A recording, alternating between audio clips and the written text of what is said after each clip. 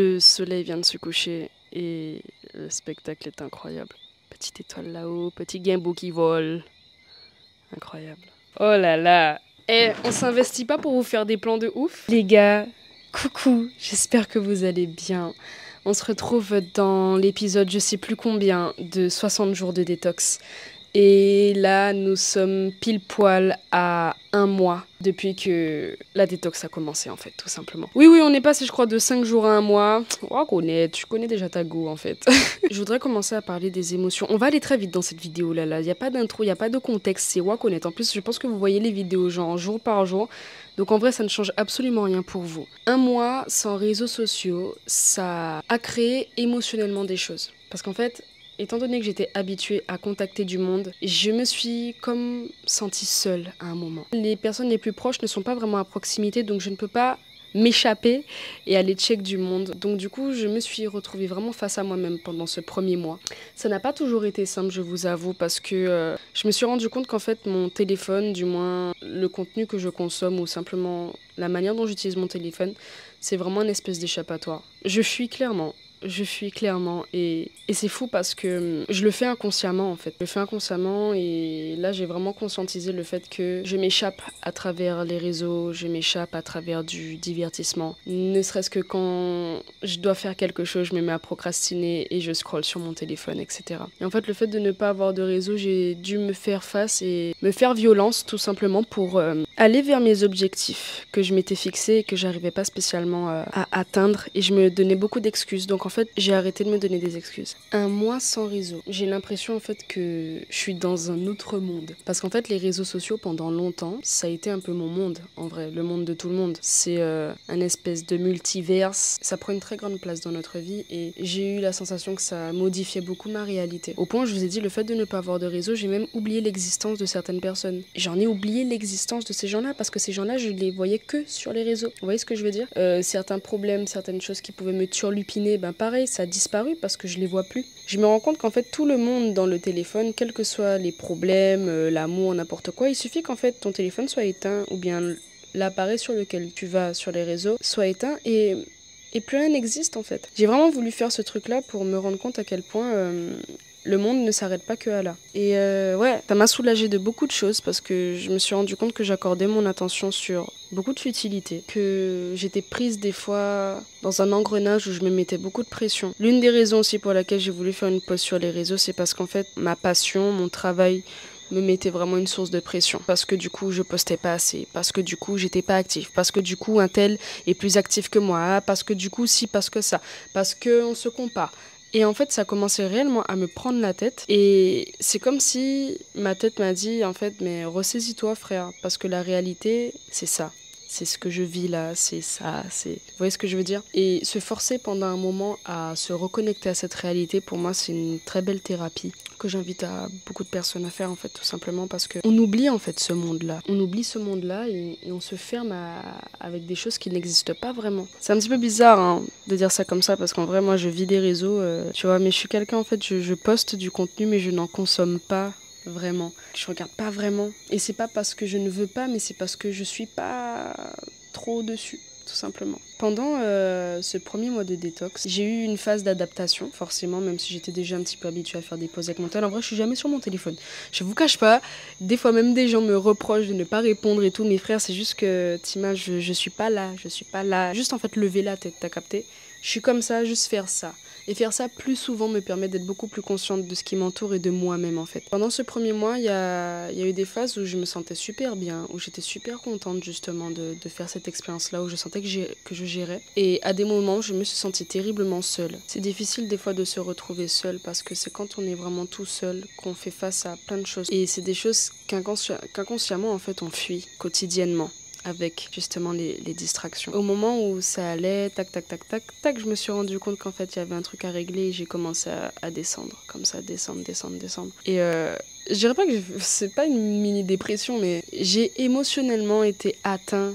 Je me suis sentie beaucoup triste, je me suis sentie seule, je me suis sentie envahie. J'ai fini par me rendre compte qu'il y avait des blessures chez moi qui n'étaient pas encore guéries. et quel que soit le domaine. Et c'est toujours cet aspect-là de devoir se faire face. C'est super difficile de faire face à ces blessures, de faire face à des choses qu'on doit régler, faire face à des responsabilités qu'on remet toujours à plus tard. J'ai été dure avec moi pendant ce mois, parce que bien que j'ai eu des moments où j'étais très fière de ce que je faisais, très fière du projet que j'entreprenais et tout, j'ai été dure parce que je m'étais fixé des objectifs que j'ai selon moi pas suffisamment bien remplis. Et en fait, je me suis mis une espèce de pression et je n'ai pas suffisamment mis en lumière les choses que j'avais déjà faites. Quand on a des challenges, quand on a des objectifs, on a tendance à partir directement serré, vous voyez. Ok, on a plein de détermination. Pour nous, c'est tout de suite, c'est droit, c'est là, on n'a pas droit à l'erreur. Mais des fois, on oublie que, surtout quand c'est la première fois qu'on se donne un challenge, quel que soit le challenge, on oublie en fait que notre cerveau n'a pas été habitué avant à faire ce qu'on s'apprête à faire. Donc c'est normal qu'il y ait des mécanismes où ce n'est pas stable en fait. Et cette instabilité, à un moment, je m'en suis voulu parce que par exemple, j'ai pas repris la guitare plus que ça.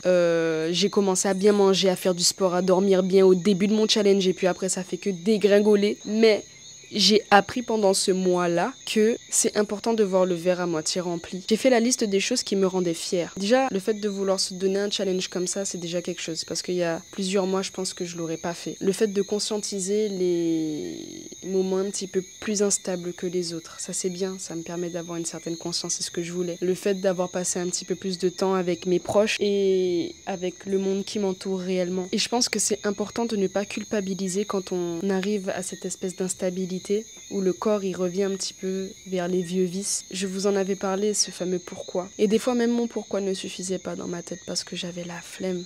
Et c'est normal. Et c'était un petit peu compliqué, je vous avoue. Et je me suis dit, mais en fait, je suis humaine. Alors peut-être que j'ai pas encore pris conscience en fait de ce côté discipline, de ce côté dur et tout, et que j'apprends encore, mais ça ne m'a pas plus réussi que de me forcer à faire des choses que je ne voulais pas faire. J'ai simplement compris que j'étais un humain en fait, et que j'apporte beaucoup d'importance en fait à ce que je ressens. Je sais qu'il me manque encore un petit peu de discipline, je le sais, mais j'aspire toujours à faire mieux. Je fais toujours de mon mieux pour faire les choses. Il ne faut pas culpabiliser en fait de ralentir, et il ne faut pas culpabiliser, je pense, de ne pas faire les choses exactement comme on aurait pensé. Il y a plusieurs facteurs en fait qui font qu'un plan ne va pas spécialement dans le sens qui était prévu à l'origine. C'est carré. C'est une forme de lâcher prise aussi. Parce que malgré tout, quand je fais la liste des choses que j'ai déjà accomplies avec ce petit challenge, personnellement, je me sens déjà très satisfaite. Ce qui me rassure aussi, c'est que quelque part, j'ai encore un deuxième mois. Et que là, c'est un peu le bilan, en fait, de là où on en est. C'est fou parce qu'à la base, c'était juste détox, tu vois, téléphone et tout, mais je me rends compte que ça touche des choses beaucoup plus profondes que ça. Et je trouve ça super intéressant, bien que ça peut être super désagréable. Mais j'aime bien cette idée-là parce que je me découvre en fait. Je me découvre. Je suis créatrice de contenu et on peut des fois tomber dans ce vice-là de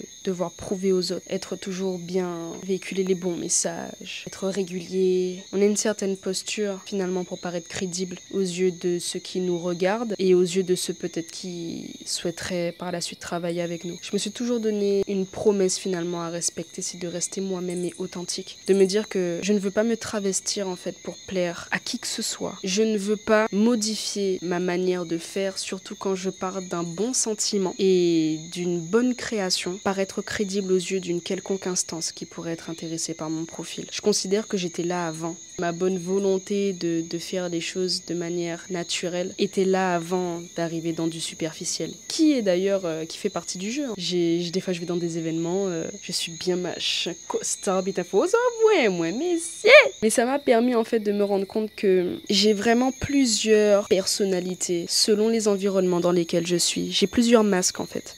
Et je pense qu'on en a tous. T'as pas le même masque quand t'es avec tes parents, t'as pas le même masque quand t'es avec tes amis, t'as pas le même masque quand t'es avec ton conjoint ou ta conjointe, t'as pas le même masque quand t'es au taf, t'as pas le même masque en fait. Et il faut que les gens arrivent à comprendre ça, que on n'a pas à être l'étiquette d'un travail, on n'a pas à être l'étiquette d'un environnement en particulier. Nous sommes des humains. Et moi, je suis Jade, ok.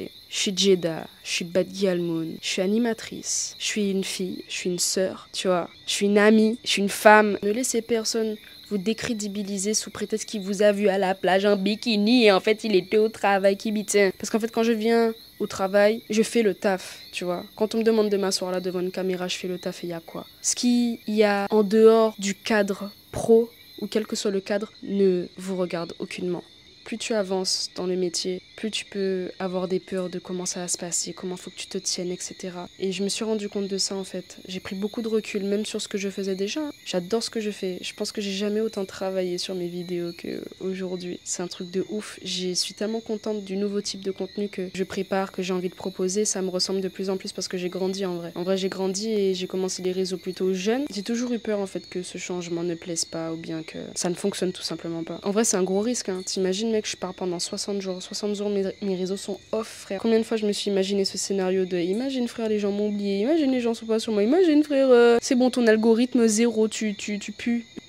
Tu peux. Je me suis déjà imaginé ça tellement de fois, mais en fait, ce qui me motive à garder foi, c'est que je me souviens dans quelle optique j'étais quand j'ai planté ma graine dans ma création. Et c'est un truc, c'est à chaque fois que vous voulez créer quelque chose, le moment où vous avez le doute, songez à quel était votre état d'esprit quand vous avez planté votre création, votre graine. Vous voyez, si la base, si l'origine est saine, il n'y a pas de raison que l'arbre ne grandisse pas suffisamment bien. Ces 30 premiers jours m'ont permis de me faire un espèce de bilan en fait sur où j'en étais dans ma vie et dans mon travail. Et je m'attendais vraiment pas à ce que ce challenge soit aussi deep. Genre c'est vraiment aller chercher dans le non même des trucs. C'est un délire, hein. Mais c'est pas plus mal. J'aime bien cette méthode-là malgré tout. Maintenant que j'ai mon bilan, ben je remets la machine en route. Vous voyez la débroussailleuse t'as vu? Eh ben j'en vois aller. Et je ne culpabilise pas d'avoir un petit peu tangué parce que c'est normal. C'est humain, faut comprendre nous sommes pas des machines et que quand on est formaté d'une certaine manière, changer de routine directe comme ça, c'est pas facile. C'est pas possible que ça se fasse simplement. D'où les méthodes un petit peu dures, etc. Mais je pense que petit à petit ça viendra. Mais je pose une bonne intention. Bien manger, reprendre mon sport, mieux dormir. Ça va le faire, en vrai de vrai. Ça va le faire, j'en suis sûre, je le sais. C'est carré. Voilà.